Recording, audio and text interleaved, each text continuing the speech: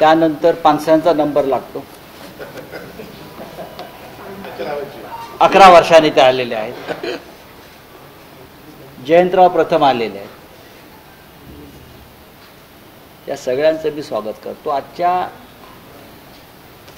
घाईघाईनं बोलवलेल्या पत्रकार परिषदेचं भूमिका स्पष्ट करण्यामागचं एवढंच एक लहानसं कारण आहे, पण सगळ्यांनी एकत्र येणं गरजेचं होतं.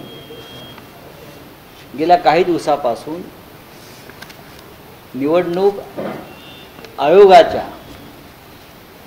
घोटाळ्यांबाबत महाराष्ट्रातील सर्व प्रमुख पक्ष एक लढाई लढत आहेत. ही लढाई राहुल गांधींच्या नेतृत्वाखाली आम्ही दिल्लीत लढतोय. त्यानंतर आता महाराष्ट्रामध्ये ही लढाई सुरू झालेली आहे. त्यातून काय निष्पन्न होईल याच्याविषयी शंका आहे.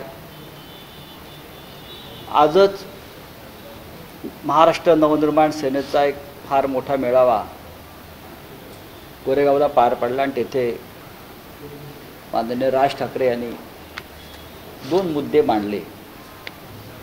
त्यांनी सांगितलं की मतदान करा किंवा करू नका.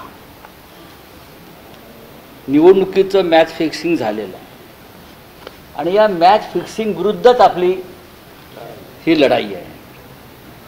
महाराष्ट्राच्या यादीमध्ये 96 लाख बोगस मतदार आजही आहेत, म्हणजे जवळजवळ 1 कोटी. हे 1 कोटी मतदार आमच्या दृष्टीनं घुसखोरच आहे आणि या घुसखोरांना यादीतून बाहेर काढणं ही लोकशाहीची गरज आहे. हे मी यासाठी सांगतो आहे. कालच या देशाचे गृहमंत्री अमित शहा यांनी दिल्लीतल्या एका कार्यक्रमात सांगितलं की आम्ही घुसखोरांना शोधू आणि त्यांची नावं मतदार यादीतून बाहेर काढू. हे देशाच्या गृहमंत्र्यांचं कालचं वक्तव्य आहे आणि या निवडणूक कार्यक्रमाचे प्रमुख हे देशाचे गृहमंत्री असतात. आमचं त्यांना आव्हान आहे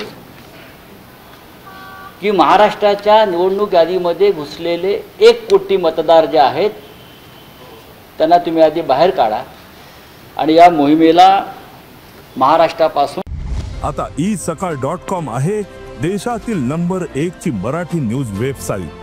प्रत्येक अपडेटसाठी isakal.com ला नक्की भेट द्या.